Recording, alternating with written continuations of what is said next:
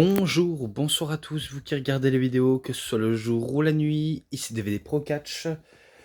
Bon, maintenant c'est un coffret de 4 DVD. Normalement, je devais faire sur Wrestling Most Incredible Steel Cage, mais je me suis dit, oh mince, j'ai pas non plus trop le temps nécessaire pour faire cette vidéo. Donc pour ça, je me suis dit, bon, allez, je vais m'attaquer sur un, un coffret de 4 DVD, mais pas n'importe lequel, car je vais vous montrer ça. Donc, WWE The Best of 2000. Bon, j'ai une explication à ça, vraiment une explication. Vu comment j'ai vu à l'intérieur qu'il y a les matchs que j'ai déjà notés et que j'ai déjà vus, parce que j'ai pas besoin de revoir et revoir, vu comment ce ne sont que des matchs de la bonne période des années 2000, pas parce qu'ils ne m'intéressent pas, c'est pas ça la question. Je regarderai bien au moment où j'en aurai envie. Donc voilà le truc. Vous voyez le tableau peut-être. Mais bon, si ça peut faire plaisir à quelqu'un, ben voilà. Si ça te fait plaisir, monsieur VVE Réseau Souvenir, ou WWE Réseau Souvenir, eh ben voilà, je t'ai dédicacé, voilà, je t'ai mentionné, j'espère que ça te fait plaisir, même si, voilà, c'était, on va dire, un tout petit dédicace, rien de bien méchant, voilà, rien de bien méchant, et que pour Incredible Steel Cage, ben je m'y mettrai soit aujourd'hui ou demain, pour mieux visionner la chose, alors que Best of 2000, je sais le visionner au moment où j'aurai l'envie. Donc c'est que l'envie qui compte pour moi. Et là, on voit tous les catcheurs et catcheuses, même si là, on voit un. Même si là aussi, on voit une aussi. Mais bon, tous les grosses têtes d'affiche figurent dedans. Vraiment dedans. Et il est en anglais et il dure 11h, 11h06. Donc voilà quoi. Voilà, vous savez bien qu'il y a 4 DVD, vu comment c'est marqué sur la jaquette. Mais bon. Là, je m'empare de ça. Lâche ça petit. Je dis petit maintenant. Je suis vraiment à côté de la plaque. Hein. Très à côté de la plaque. Mais bon, ça c'est mon petit défaut quand je mentionne un DVD ou quelque chose comme ça. Dans le genre, hein, dans le sens du genre. Mais bon. Donc je m'attaque au premier DVD. The Countdown Begin. Donc le décompte commence, on va dire ça comme ça. Et là, on voit les Hardy Boys contre Edge et Christian et les Dudley Boys. Undertaker, Shawn Michaels. Voilà. Alors, voilà, j'ai tout détaillé, ce qu'il y avait en photo, même si j'ai pas besoin de tout détailler, si ce n'est que je détaille les matchs. Mick and the Certified JS. Je me demande si c'est pas encore au fameux délire, parce que c'était en 2017. Ouais, la période Certified G de Enzo et Big Cass, parce que vu comment je vois ce terme-là, ou c'est juste qu'un terme comme ça, basique, normal, quoi. Mais bon, là c'est au Royal Rumble le 23 janvier 2000, entre Triple H et Cactus Jack, pour le titre de la WWE dans un street fight. Et oui, un Royal Rumble tellement particulier et un arène tellement particulier aussi, vu comment c'est façon street de rue, et que les gars, ben, c'était, on va dire, dans leur feud qui resteront à jamais dans la mémoire des deux catcheurs, au moment où Triple H était au top, au moment où Mick Foley était aussi au top. Bref, c'était la bonne vieille période où les années 2000 allaient exploser. Cette période explosait déjà du tonnerre. Et que leurs affrontements ont été tellement durs et intenses, même si on connaît des fois Mick Foley, il est prêt à faire des sacrifices, à sacrifier son corps pour divertir le public. Et ça, on a ressenti dans ce DVD, alors que Triple H, on sait que Voilà, c'est du genre quelqu'un qui a, on va dire, le pouvoir dans la WWE, car il sort avec Stephanie McMahon, et il est, on va dire, bien entouré, très bien entouré, et il domine en force de terreur à la WWE. Et bon, mais bon, ça c'est quand il était encore au top. Je me rappelle, ils se sont battus dans l'entrée avec un jeté de briques, de chaises et de escaliers. Peut-être qu'il y a aussi une massue à portée de main. Je, je pense qu'il y avait ça aussi. Mais le truc qu'il y avait, c'était les punaises dans le ring. Vu comment Mick Foley a l'habitude de porter les punaises et de faire une marée de punaises sous le ring. Et je crois que c'est là, je crois que c'est là. C'est soit Triple H ou... Ouais, je crois que c'est Triple H qui avait ramené des punaises.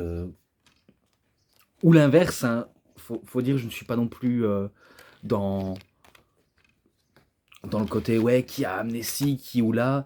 Mais je me rappelle, des punaises ont été utilisées. Et c'était Triple H qui avait utilisé un pedigree sur Cactus Jack. Donc bien sûr sur Mick Foley.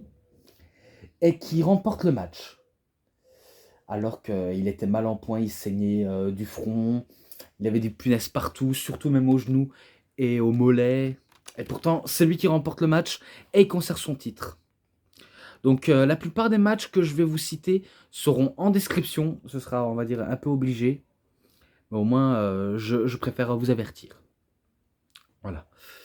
Donc là, maintenant, c'est au SummerSlam le 27 août 2000, dans un match par équipe de TLC, soi-disant le premier TLC match, entre Edge et Christian contre les Hardy Boys et les Dudley Boys. Bref, un match que je n'ai vraiment pas besoin non plus de tout vous détailler, si ce n'est que les tables, les chaises et les échelles ont été portées, ont été utilisées, ont été détruits. Et ça a mené un énorme match. Un très très grand match même. Et qu'il y avait aussi même les partenaires de leurs coéquipiers, par exemple, on va dire Edge et Christian, ils ont un partenaire, des fois c'est Gangrel ou Rhino. Et quand c'est les frères Hardy, ils ont Lita et pas Michael Ace. Et quand c'est les Dudley Boys, c'est Spike Dudley. Et des fois, il y avait des renforts comme ça. Il y avait des renforts qui étaient là, mais après, vaut mieux balayer le ring et de achever le boulot. C'est ce qu'a fait Edge et Christian. Je me rappelle que Edge avait même fait un spear sur Lita. Et que après, je crois que c'est Jeff Hardy, il est en hauteur. Ou... Ouais, je crois que c'est lui. Il se reçoit un coup d'échelle de la part de Christian ou de Edge. Et que voilà, il tombe au sol jusqu'à ce que les deux faux frères arrivent à capturer la ceinture. Et c'est eux les nouveaux champions par équipe. Ou alors ils conservent les titres par équipe. Bref, peu importe. Mais voilà, ce qui est dit est dit. En description, de toute façon, les matchs. Maintenant, tous ceux que je vais citer seront en description pour éviter trop que je me prends la tête. Hein. Au moins, on est bien d'accord là-dessus. Donc, à No Way Out, le 25 février 2020. 2001. Ah, j'ai l'habitude avec 2020, mais là, c'est 2001. Dans un three-way stage of the hell, donc les 3 étapes de l'enfer, entre Triple H contre Stone Cold Steve Austin. Un match que j'ai aussi détaillé. Et c'est pour ça que je vais encore le dire. Match celui-là, détaillé. Celui-là, détaillé. Détaillé, détaillé, détaillé, détaillé. Détaillé, détaillé, détaillé, détaillé, détaillé. Tout est détaillé. Bref, voilà. Je n'épargne, on va dire, personne dans la moindre traite, si ce n'est que je sais qu'il y en a que j'ai détaillé. Mais bon. Pour ce match-là, je me rappelle... pour la première étape, c'était un match normal, totalement normal, remporté par Stone Cold Steve Austin grâce à un Stone Cold Stunner. Et après la deuxième étape, c'était un street fight. C'était vraiment un street fight. Remporté par Triple H grâce à une stage jammer, donc la massue. Et la troisième étape, la cage. Et bien sûr, encore remporté par Triple H. Vu comment je me rappelle, Stone Cold il avait une chaise alors que Triple H avait la massue. Ça se jouait à rien. Ah non, non, c'est pas une chaise. C'était un madrier. Un madrier embarbelé. Qu'est-ce que je raconte? Oh là là, qu'est-ce que je raconte? Je dis déjà de la merde. Bref, il avait un madrier et Triple H la massue, quoi. Et grâce à un coup de massue, ben, c'est encore Hunter qui remporte le match. Voilà, quoi. Voilà, j'ai pas besoin d'en dire plus si ce n'est réciproque que j'ai dit une connerie. Mais bon, la connerie, j'ai corrigé et je passe encore à la suite. Donc, The Greatest WrestleMania of All Time, donc le plus grand WrestleMania de tous les temps. WrestleMania 17, le 1er avril 2001. Stone Cold Steve Austin contre The Rock. Dans un match sans aucune disqualification pour le titre de la WWE. Donc là, on insiste à un double turn. Et, et c'est l'un des double turns les plus, on va dire, historiques, légendaires et aussi le plus malvenu de l'histoire. Vu comment au début, ben, Stone Cold et The Rock étaient, on va dire, l'un des deux était le plus gros favori de la foule. D'ailleurs, ils ont été les favoris ils ont été les favoris de la foule. Vraiment, vraiment de chez vraiment. Même si Stone Cold Steve Austin, c'est plus un face qui a des attitudes de heel. Donc, voilà, on sait que c'est un côté twinner. Alors que The Rock, bah, lui, il retient tout le soutien de la foule, tel le babyface qu'il est. Mais il a aussi des petites manières de trash talker à la manière d'un heel. Dans le sens, il a un tout petit peu twinners, mais il se considère comme un babyface. Bref, deux grosses superstars qui s'affrontent. Et c'était brutal, c'était intense. Tous les deux, ils ont pissé le sang du front suite à des coups violents, que ce soit coups de chaise, surtout le coin sans protection, qui sont reçus en pleine tête. Et, euh, et après, ben, il y a eu des enchaînements de prises, un milliard dollar dream de la part de Stone Cold, sharpshooter de la part de The Rock, mais aussi de la part de Stone Cold, jusqu'à ce que McMahon arrive et on ne sait pas pour qui il est venu, jusqu'à ce qu'on a compris qu'il a coûté le match à The Rock et qu'on a compris que Stone Cold s'est rallié à la cause de Monsieur McMahon. Donc en gros, il a vendu son âme au diable pour, euh, pour être avec le boss. Je m'en rappelle, c'était un véritable massacre pour The Rock. Même si je m'en rappelle, après s'être allumé, il revient en force, il allume Stone Cold, même Monsieur McMahon, pour un court instant. Stunner qui ne passe vraiment pas sur The Rock. Et c'est là où Steve Austin prend la chaise, il fait un énorme fuck à The Rock. Il enchaîne des coups de chaise à répétition jusqu'à ce qu'il fait le tomber pour la victoire. Et qui gagne son titre. Et à la fin, ben, les deux se serrent la main comme ben, de bons associés. Et voilà signifie, on va dire, la fin de l'attitude era en général de l'histoire du catch. Parce que voilà, Stone Cold, il boit une bière avec le diable en personne, qui est Monsieur McMahon, et qui repart avec. Voilà tout ça. Et maintenant, ben, du côté de SummerSlam, le 19 août 2001, pour le titre du monde poids lourd de la WCW entre Le Rock et Booker T. Donc un match aussi que j'ai beaucoup dit, surtout dans le DVD de SummerSlam de l'anthologie, ouais, qui a SummerSlam 2001 qui figure dedans. Donc voilà pourquoi j'ai pas besoin de en dire, vu comment j'ai quasiment tout dit. Même si je me rappelle qu'il y avait des interventions de Shane McMahon et qu'il y avait aussi le APA qui voulait courir après Shane McMahon bah, pour le, on va dire, pour le faire dégager, quoi. Vu quand je me rappelle que Bradshaw lui a fait un Line from Hell qui sèche directement Shane McMahon au sol, mais après il se fait allumer par le Rock, alors que le Rock est occupé avec Booker T. Et oui, c'est presque du rock bottom contre Bookend, vu comment euh, le rock c'est son rock bottom, et que le rock bottom de Booker c'est le Bookend. Donc c'est pour ça que c'est deux prises quasiment similaires, vraiment similaires. Il n'est pas porté de manière différente, c'est quasiment similaire. Quasiment similaire. Là, on a un catcheur électrisant et l'autre un catcheur enflammé. Donc entre le feu et l'électricité, voilà, ça peut faire des étincelles. Mais après, le plus grosse erreur de Booker, il fait un coup de pied en ciseau sur The Rock, mais au moment où il avait le match en main, eh ben, il décide de faire un spinny roulis, et ça permet à The Rock de faire un saut carpé pour faire un rock bottom, pour remporter la victoire et le titre en même temps. Donc c'est lui le nouveau champion du monde poids lourd de la WCW. Et tout est dit, tout est dit, tout est dit. Et là, Icon versus Icon, donc WrestleMania 18, le 17 mars 2002, entre The Rock contre Hollywood et Hulk Hogan. Un match que j'ai beaucoup trop dit, et que c'est aussi un des meilleurs matchs ever, même si techniquement parlant, c'est pas trop ça.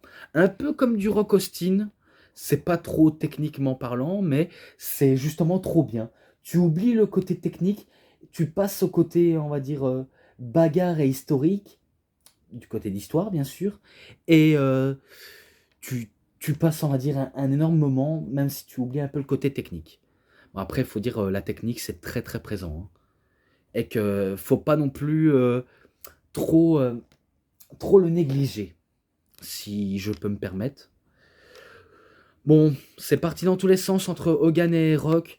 Concours de popularité entre les deux, même si c'est Hulk Hogan qui reçoit toute la faveur de la foule, alors que le Rock il reçoit tout le déshonneur de la foule. Un coup de ceinture a été utilisé, donc la ceinture de Hulk Hogan. Et même si ça a été utilisé, ça n'a pas, on va dire, fonctionné pour si peu. Même le leg drop de la part de Hogan n'a pas servi à grand chose. Mais que c'est là où le Rock, il fait un rock bottom, il fait un saut carpé pour faire son People's Elbow et remporter le match, si je crois bien. Et il bat Hulk Hogan. Et après ça, on sait que Hogan se fait attaquer par les membres de la NWO, Scott et Kevin, donc Nash et Hall, et que The Rock vient en aide à Hulk Hogan pour débarrasser ces deux truands. Et après, ils célèbrent tous les deux en faisant tous les deux des poses plastiques. Et tout est dit pour ça. Oui, tout est dit. La Y2J meets HBK. Donc on va dire Y2J meet HBK. Donc vous avez bien compris, WrestleMania 19, 30 mars 2003, Shawn Michaels, Chris Jericho. Un très grand match, un classique, surtout dans la carrière des deux hommes. Et que oui, on a l'impression voir deux frères jumeaux qui s'affrontent comme s'ils se ressemblaient pour de vrai, comme un miroir, comme dirait Jerry Lawler ou Jim Ross, peu importe lequel des deux. Car oui, Chris Jericho, il a imité Shawn Michaels, il a imité son idole en faisant des sauts carpés, pas descendre du coude, mais un genre de marteau mexicain à la manière de Tito Santana, que Shawn Michaels pratique aussi, jusqu'au switch and music. On peut dire Y2J music pour le terme là, mais après l'original, donc Shawn Michaels, il fait son Shawn Michaels à lui, il vole le show, et surtout, il vole la vedette, tout simplement.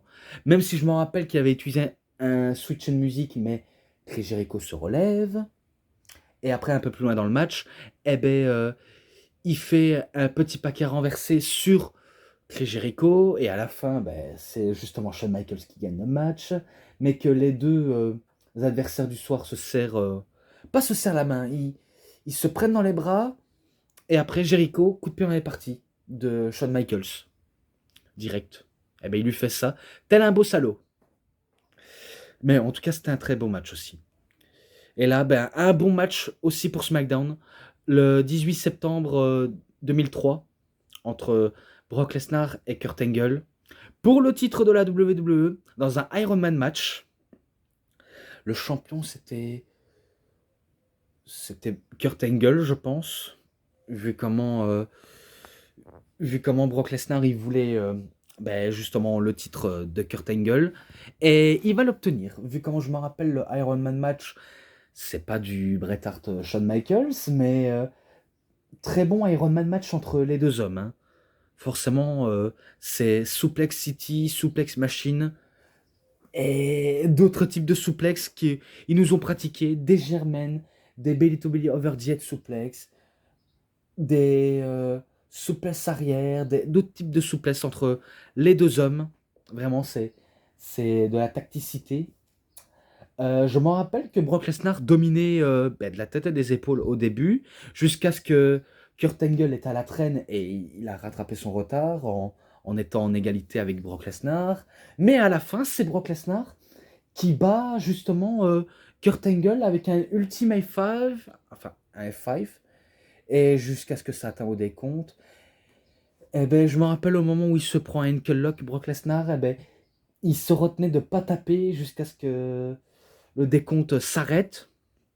Et au moment où le décompte s'est arrêté, eh ben, c'est justement la fin du match. Et c'est Brock Lesnar qui a fait, on va dire, un tout petit peu plus de points que Kurt Angle. Et c'est lui qui remporte le match et le titre.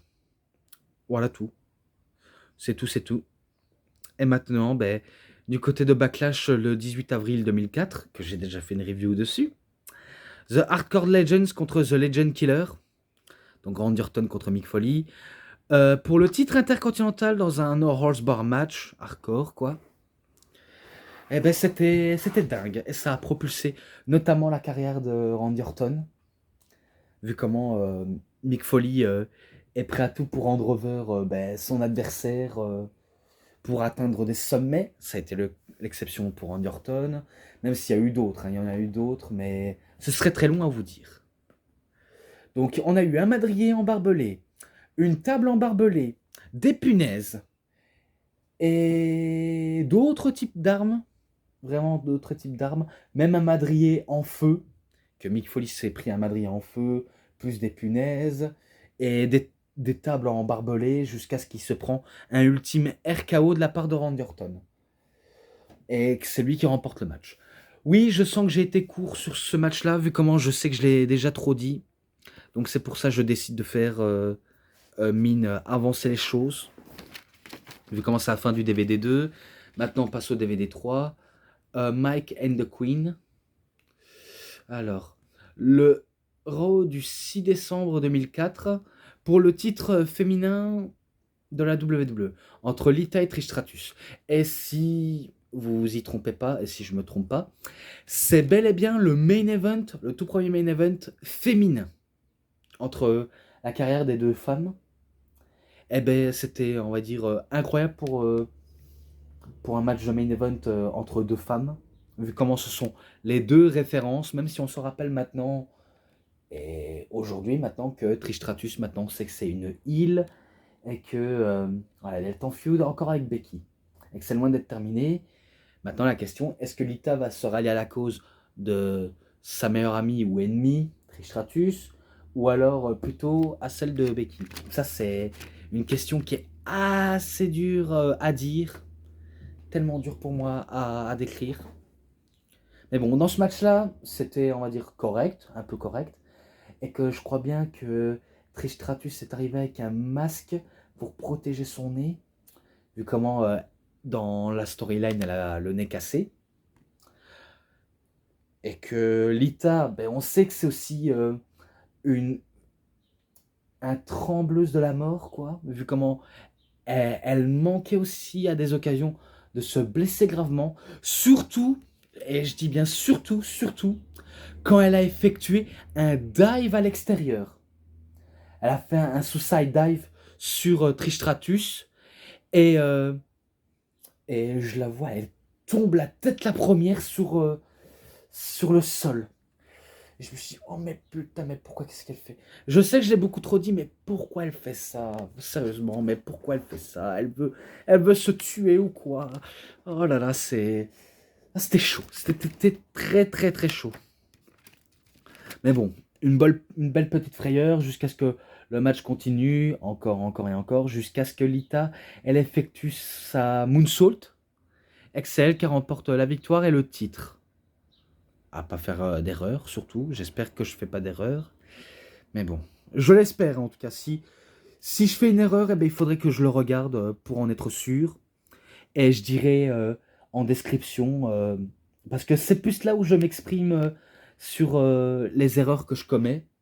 parce que si jamais je refais une vidéo sur ça, c'est totalement naze, ridicule, auquel je suis obligé de faire en description.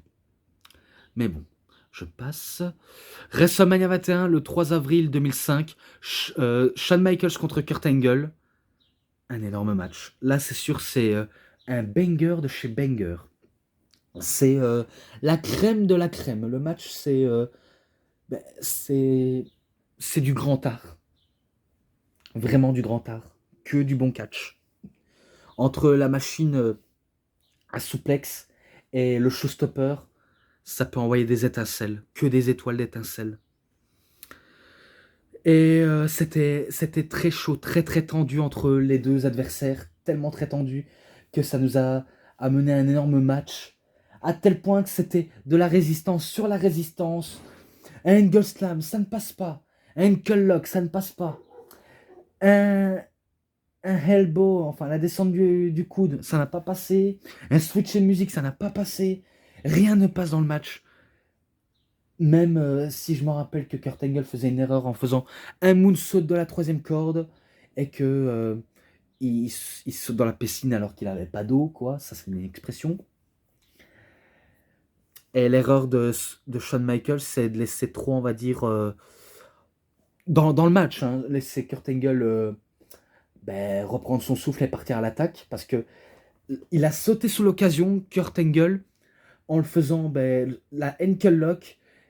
Et au boulot d'un long instant, eh Shawn Michaels abandonne suite à un ankle lock, car il n'avait pas le choix d'abandonner.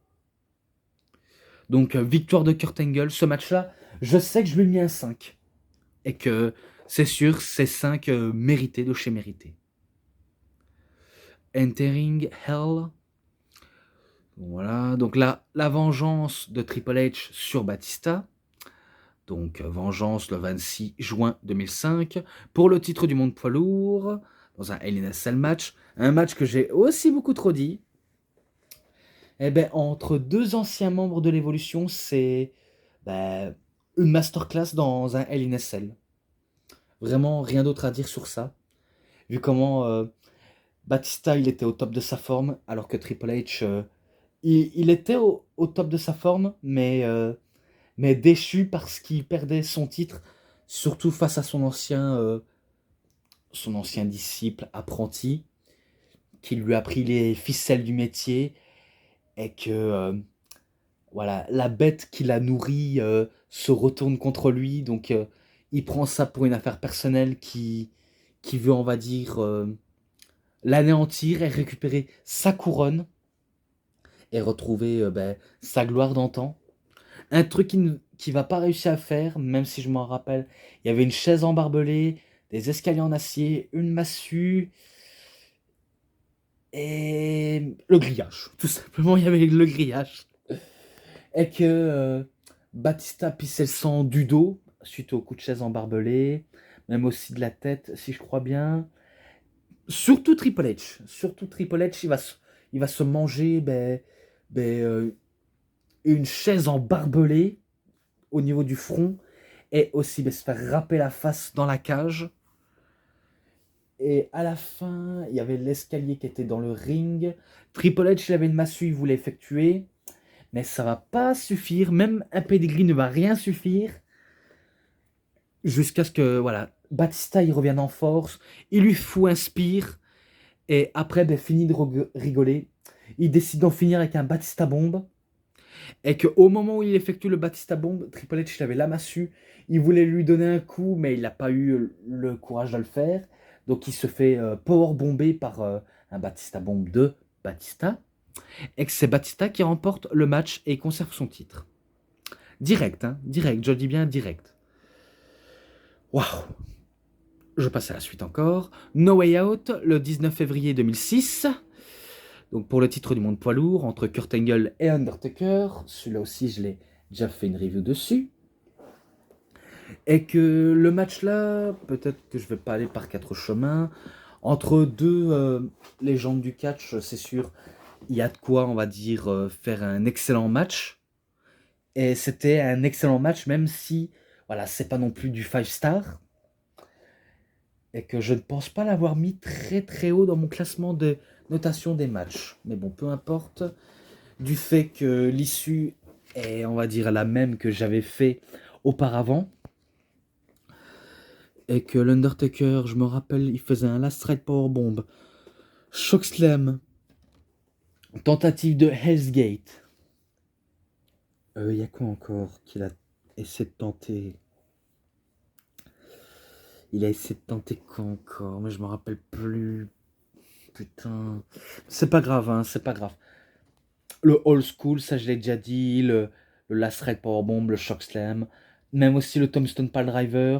Alors que Kurt Angle, ben lui, c'est plutôt des German suplex à répétition, un moonsault, Angle Slam, Ankle Lock.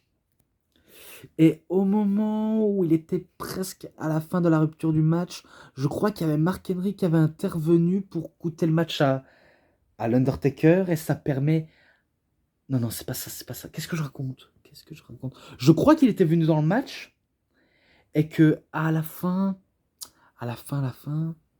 ben ça n'a pas empêché Undertaker de aller de continuer le match, hein, vu comment il était affaibli, presque au niveau de la rupture, mais il continuait.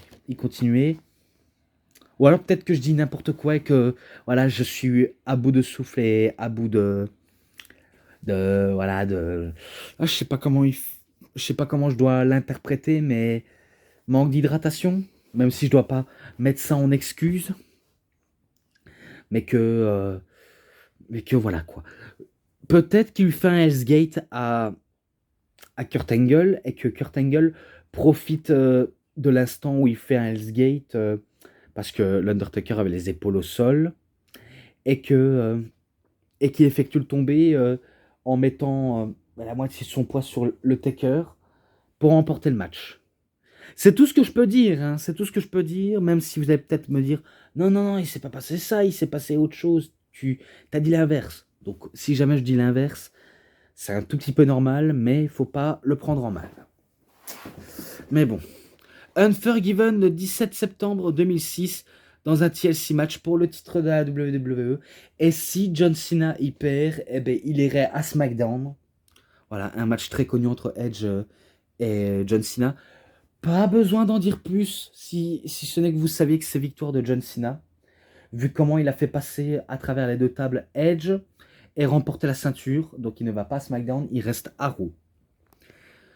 Direct, c'est comme ça, et un point c'est tout. Et là, bah, maintenant, le disque 4, Mick and the Hunger. Donc c'est encore Mick Foley qui est encore présent dans ce DVD hein, et qui donne encore 1000 fois son avis dans le match. Donc Arrow le 23 avril 2007, John Cena contre Shawn Michaels. Euh, C'était à Londres si je crois bien. Euh, oui, je pense que c'était ça. Là où ils ont fait un match qu'ils ont duré très longtemps et que c'était très disputé entre Shawn Michaels et John Cena. Très, très, très même. Vu comment on se rappelle des FU manqués, Switch and Music manqués, STF manqués, Figure 4 manqués. Bref, tout était manqué jusqu'à ce qu'il y a le climax final. John Cena, il fait, on va dire, un FU, mais il n'arrive pas à remporter le match. Shawn Michaels, il fait un switch en musique, mais John Cena attrape la corde.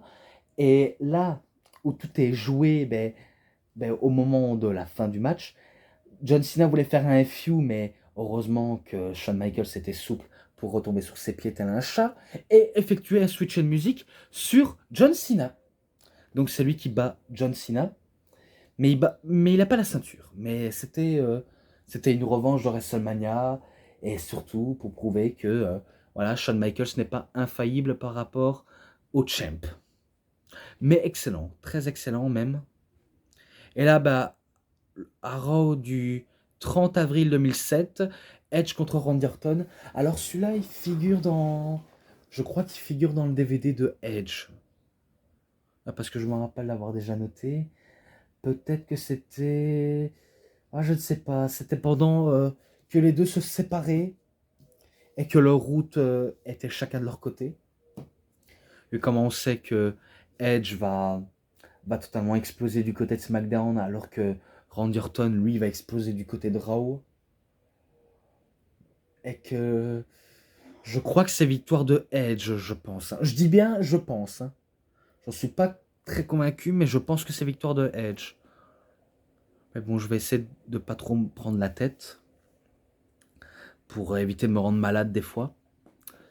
Donc maintenant, No Mercy, le 5 octobre 2008, pour le titre de la WWE, Triple H contre Jeff Hardy. Alors surprenant qu'ils mettent, on va dire, le match entre lui et Jeff, alors qu'on a eu aussi avec les Hardy Boys, mais voilà, même aussi Jeff Hardy, il a quand même bercé les années 2000, comme Shawn Michaels, comme Undertaker, comme Edge, comme Triple H, bien sûr, comme John Cena, comme Randy Orton, comme Rey Mysterio, et comme Batista, et j'en passe, The Rock Stone Cold, Booker, Kurt Angle, Mick Foley, Brock Lesnar, Chris Jericho, bref, tout le monde, vraiment tout le monde. Et que Jeff, bien sûr, il en fait partie. Et c'était pas gagné, tellement pas gagné. Pourtant, c'était un excellent match entre Triple H et Jeff Hardy. Vraiment un très bon match. Tout le monde voulait que Jeff remportait ce foutu titre. On n'attendait que ça. Qui remporte ce foutu titre, qui remporte ce foutu titre, qui remporte ce foutu titre. On n'arrêtait pas de se dire ça. Même moi, je n'arrêtais pas de me dire ça quand j'étais gamin. Surtout quand je regardais du côté de SmackDown.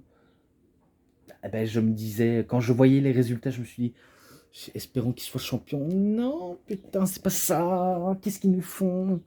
Bref, j'étais très impatient de savoir qui serait champion. Terriblement impatient. Mais bon. Après tous les efforts que Jeff Hardy a pu faire, Twist of Fate, Sweat and Bomb manqué, et c'est là où Triple H, il voit l'opportunité rêvée de lui faire un pedigree et remporter le match. Donc c'est lui qui remporte le match, privant tous les espoirs de Jeff Hardy. Et c'est comme ça que ça se termine.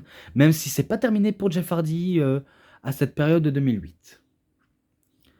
Voilà, donc The Greatest of Time, donc le plus grand match de tous les temps, WrestleMania 25, le 5 avril 2009, dans un excellent WrestleMania, entre l'Undertaker et Shawn Michaels. Celui-là aussi, c'est un 5 étoiles. Vraiment, 2 matchs 5 étoiles là, qui figurent dans ce coffret. Tellement que c'est une masterclass auquel j'ai vraiment pas besoin de vous en citer. Tout ce qu'on sait, c'est que l'Undertaker, ben, il a fait des échanges de prises et de coups avec Shawn Michaels. Il a tenté de descendre du coude, mais ça n'a pas passé. Et surtout, il a failli se tuer. Il a failli se tuer en faisant un dive à l'extérieur du ring, qui n'est même pas rattrapé par un caméraman, qui est un catcheur ben, derrière l'uniforme. Donc il n'a pas été attrapé par le caméraman. Et on a bien cru que c'était terminé pour le Taker. Terriblement terminé, on a bien cru. Et bien pourtant, faut pas trop l'enterrer du tout. Non, non, non, mauvaise idée de l'enterrer trop vite. Vu comment on n'est personne encore pour l'enterrer si on s'appelle Brock Lesnar. Mais bon, ça c'est une autre histoire. Donc des switches de musique enchaînés. Tentative de Tom Stone de la part de Undertaker, mais aussi de Shawn Michaels. Je pense qu'il a voulu tenter. Moonsault de la part de Shawn Michaels jusqu'à ce qu'il se fait attraper par le Taker qui fait un tombstone. Et c'est victoire du Taker. Directos, c'est victoire de lui. Et là maintenant, The Bash le 28 juin 2009 pour le titre intercontinental et contre le masque. Donc c'est titre contre masque entre Chris Jericho contre Rey Mysterio. Et après ça, c'est End That as Final. Donc ça, c'est la finale. Et bien si jamais Rey Mysterio il perd, c'est son masque qui perd. Il aura tout perdu, son honneur, la tentative du titre, bref, tout. Alors que Chris Jericho, ben, lui, c'est le vieux sadique qui est prêt à tout pour parvenir à ses fins en utilisant des tactiques aussi putrides, aussi malsaines, aussi méchants. Car il était comme ça, Y2J, et encore aujourd'hui, il est le sale type méchant, mais dans un format différent, vu comment Jericho à cette période-là, c'était celui qui s'habillait en costume de bureau, tel un patron, et et qu'il adorait tyranniser les gens, et que là, c'est plus un tyran bourré voilà, qui veut se faire entendre, qui veut prouver qu'il a une sacrée, très belle importance au sein de la EW comme à la WWE. Mais bon, on l'aime bien quand même, Chris. Malgré qu'il y en a qui peuvent pas le blairer, mais on l'aime bien. Et pareil pour Rey Mysterio, on l'adore car voilà, c'était un de nos catcheurs qu'on adorait le plus et qu'on s'identifiait un coup qu'on est gamin. Et que il a marqué toutes les générations, surtout les générations. Et aujourd'hui, ben, il est presque à la fin de sa carrière. Et c'est loin d'être fini avec lui. Donc je me rappelle dans le match qu'il y avait... je sais pas s'il y avait des objets été utilisés, mais je... Non, c'était à Extreme Rules que ça a été utilisé. Qu'est-ce que je raconte? Vu comment c'était un match normal entre titre et masque, donc c'est pas, on va dire, la même proverbe. Mais au moment où Jericho voulait enlever le masque de Rey Mysterio, il oublie que Rey Mysterio, il avait un deuxième masque, et ça permet ben, de faire, je crois, un 619 et de faire un Springboard West Coast Pop ou la Carana ou peut-être un Splash.